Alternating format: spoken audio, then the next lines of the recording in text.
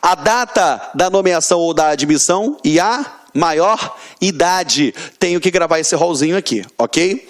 Vamos lá. Parágrafo 2º. Nos casos de promoção a segundo tenente ou a admissão de cadetes ou alunos soldados, prevalecerá, para efeito de antiguidade, a ordem de classificação obtida nos respectivos cursos ou concursos, ok? Lembrando que quando se tratar dos casos de promoção a segundo tenente, eu vou analisar lá atrás qual foi a ordem de classificação, perfeito? Vamos lá. Antiguidade entre aluno de um mesmo órgão de formação. Vamos lá.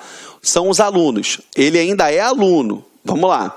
Entre os alunos de um mesmo órgão de formação policial militar ou bombeiro militar, a antiguidade será estabelecida de acordo com o regulamento do respectivo órgão. Então, tratou-se do aluno, eu vou ter lá um regulamento que vai determinar quem é o mais antigo. Perfeito?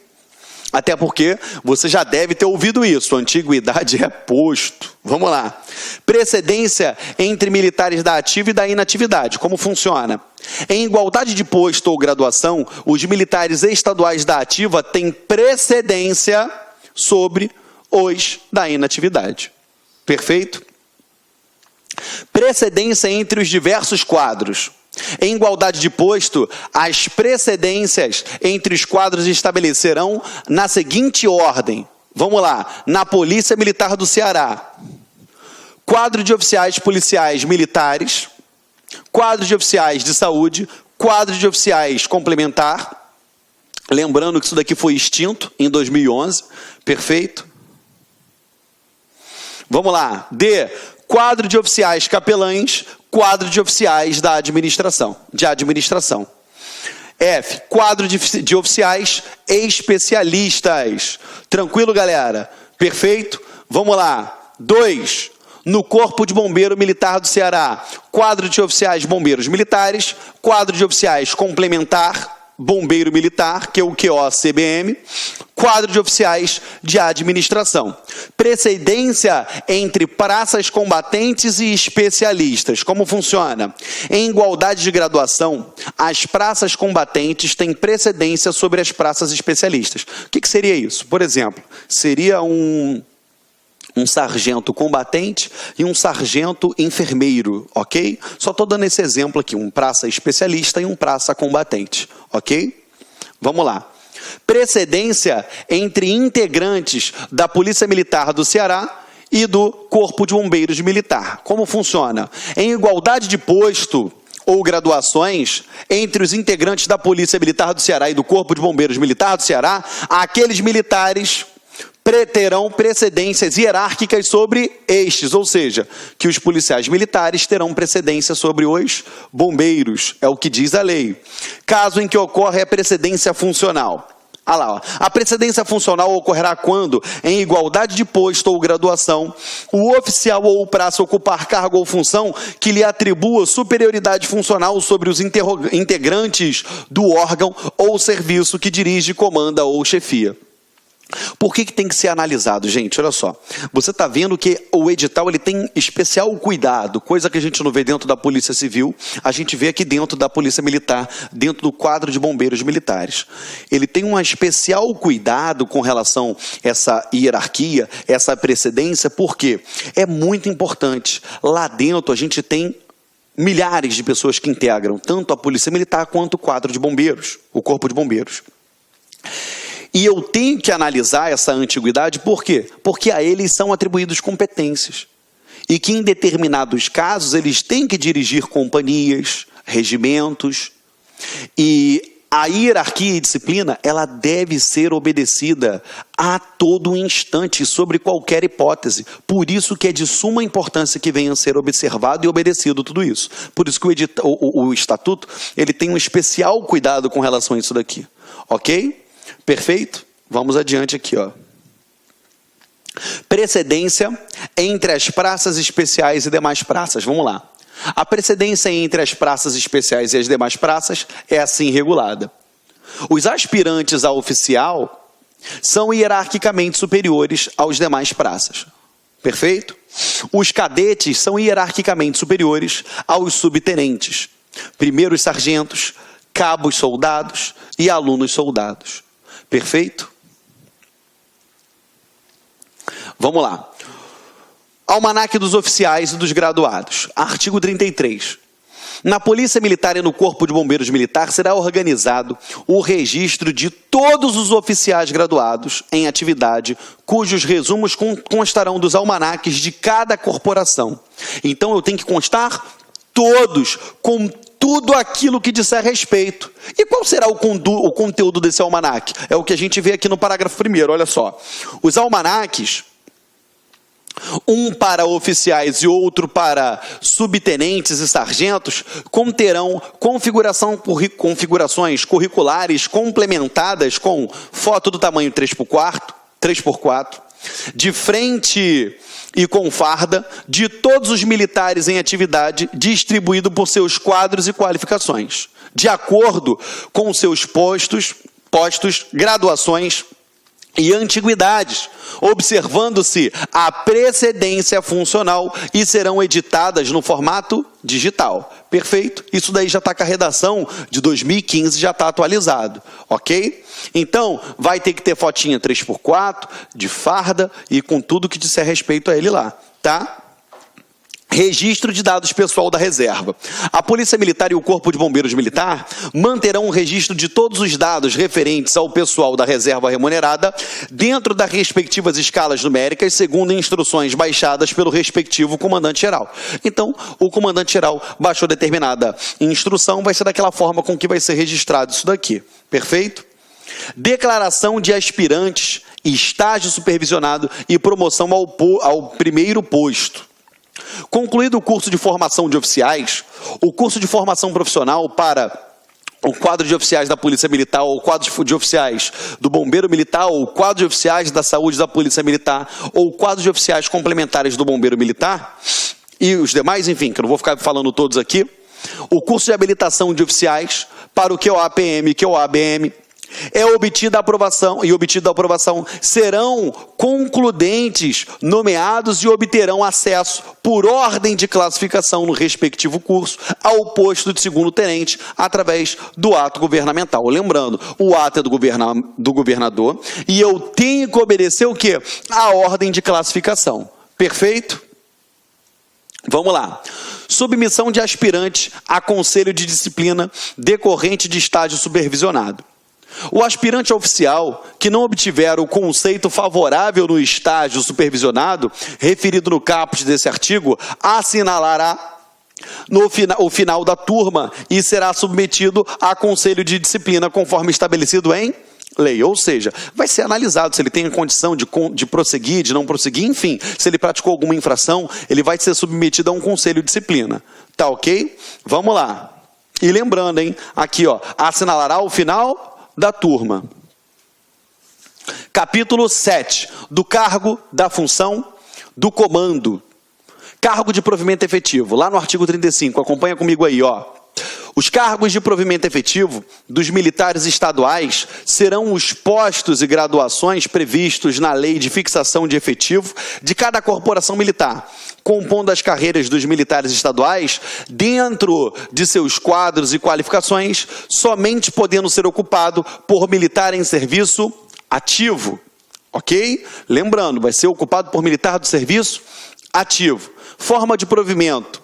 Será o que? O provimento do cargo de oficial é realizado por ato governamental e o da praça por ato administrativo do comandante-geral. Então, vamos lá. Quem dá provimento ao oficial? Ato do governador. Ato governamental. Quem dá provimento ao praça? Ato do comandante-geral. Perfeito? Vamos lá.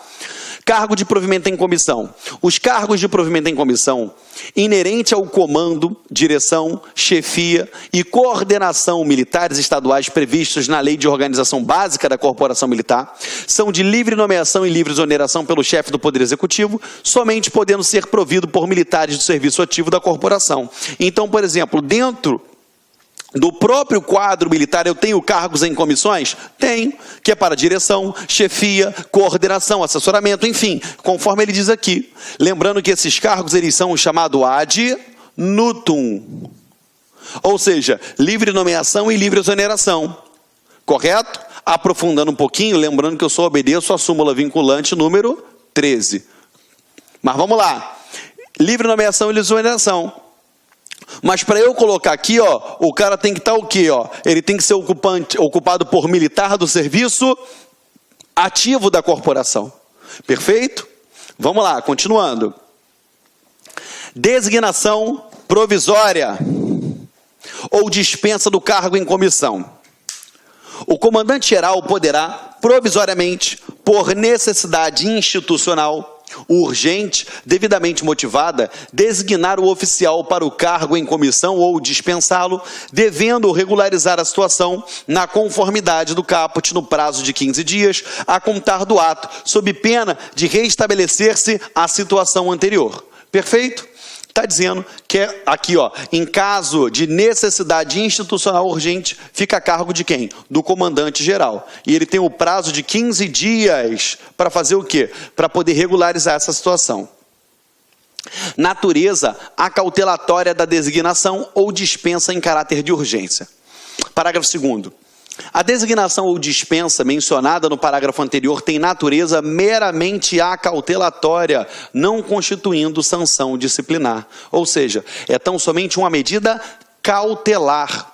Ou seja, ele foi lá e tirou o cara daquele cargo. É penalidade? Não. Tanto é que ele deixa claro, olha só, ele fala em dispensa e não em demissão. Demissão é penalidade. Dispensa, ele foi lá, tirou de forma acautelatória. É o que diz aqui o parágrafo 2º. Perfeito? Vamos lá. O militar estadual que ocupar cargo em comissão na forma interina, ou seja, o substituto, fará juiz após 30 dias as vantagens e outros direitos a ele inerentes. Ou seja, após 30 dias. Então, se dentro de 30 dias ele substituiu, ele ficou ali de forma interina, show de bola, não vai receber nada além, nada mais por aquilo ali. Agora, se ele ultrapassou, ou seja, ele ficou mais de 30 dias, aí ele recebe por aquele período ali todas as vantagens relacionadas, enfim, aquele cargo que ele ocupou. Ok? Compatibilidade hierárquica e de gênero para a assunção de cargos, ou seja, para assumir determinados cargos, eu tenho que entender que ele tem que ser o quê? Compatível. Ele tem que ser o quê? De acordo com o gênero e com a hierarquia ali dentro. Porque eu não vou botar para ser um comandante de uma determinada unidade que pode, enfim, que seja, no nosso exemplo, que é um cargo em comissão, e eu vou lá e coloco, por exemplo, um praça para comandar oficiais. Eu estou ferindo a hierarquia e a disciplina. Tem que tomar um cuidado com isso. Ó, as atribuições e obrigações inerentes ao cargo militar estadual devem ser preferencialmente compatíveis com o correspondente grau hierárquico e, no caso do militar estadual do sexo feminino, preferencialmente levando-se em conta as diferenciações físicas próprias, tudo definido em legislação ou regulamentação específicas. Perfeito?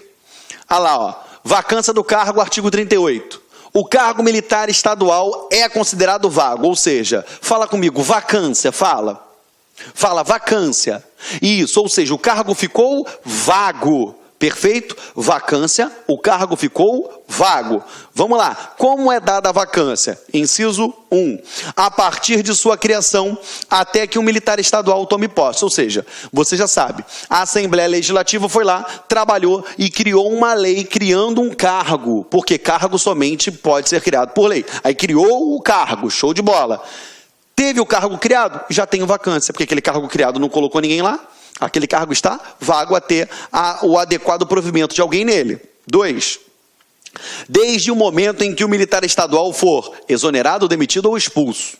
Correto? Exonerado, demitido ou expulso. Qualquer uma dessas, eu gero vacância. Parágrafo 1º. Considera-se também vagos os cargos militares estaduais cujos ocupantes tenham falecido, tenham sido considerados extraviados ou tenham sido considerados desertores. Se extraviou, se morreu ou se é desertor, eu também considero o cargo como vago. Parágrafo 2º. É considerado ocupado para todos os efeitos o cargo preenchido cumulativamente mesmo que de forma provisória, por detentor de outro cargo militar. Ou seja, eu tenho um cargo X e eu estou lá dentro daquele cargo em comissão, ou seja, os dois estão ocupados. Perfeito? Função militar estadual. Função militar estadual é o exercício das obrigações inerentes ao cargo militar estadual. Isso que é a função. E como funciona? Vamos lá. Olha só. A sequência de substituição. Olha o que o artigo 40 fala para a gente. Dentro de uma mesma organização militar estadual, a sequência de substituições para assumir cargos ou responder por funções, bem como as normas, atribuições e responsabilidades relativas, são as estabelecidas em lei ou regulamento, respeitada a qualificação exigida para o cargo ou exercício da função. Então, eu vou ter um regulamento próprio que vai estabelecer como se dará o quê? As substituições.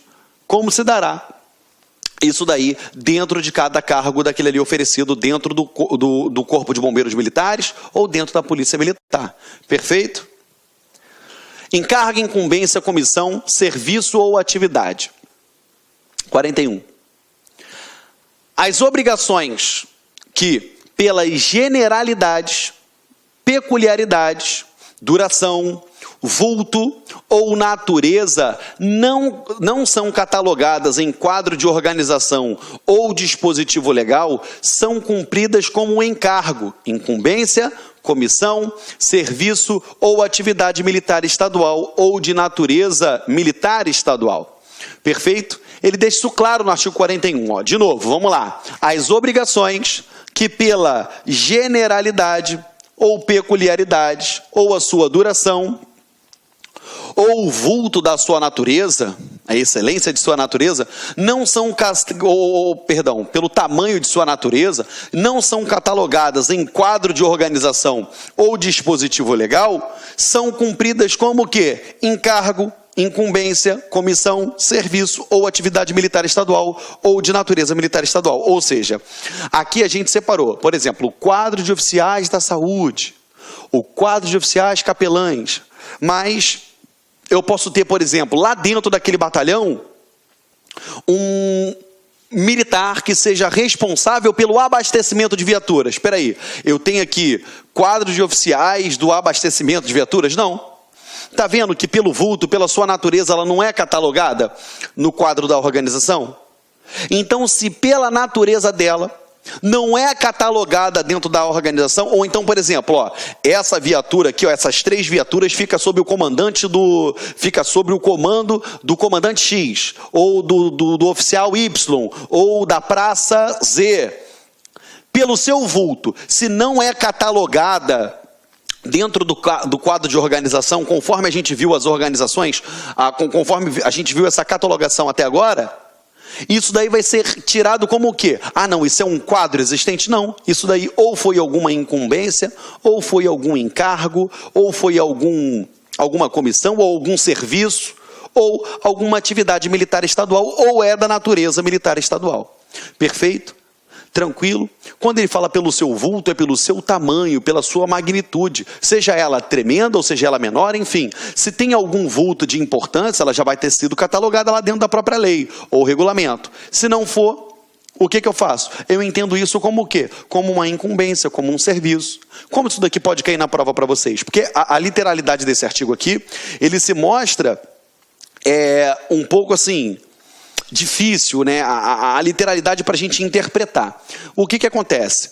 Ele pode jogar na prova para você o seguinte, que dentro daquela organização militar, aquele servidor que ocupa, que é titular de uma atividade X, embora não esteja catalogada no quadro de organização, ela pode ser inserida pelo comandante daquela unidade. Olha que doideira. Eu posso fazer isso? Não. Ela vai ser tida como o quê? Como um serviço, uma incumbência, uma comissão ou uma atividade militar estadual.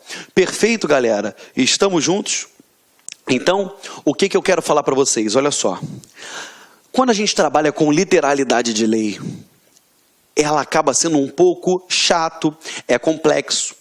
E isso daí pesa um pouco em cima da gente, porque não adianta. Se você estuda para concurso público, você sabe que a literalidade de lei é importante. Você tem que ler, reler, reler, reler, porque tem diversos detalhes que nós falamos aqui, diversas coisas que nós mencionamos aqui, que ela pode ser cobrada na prova, e o fato de você assistir essa aula uma única vez não vai te tornar apto a acertar aquela questão.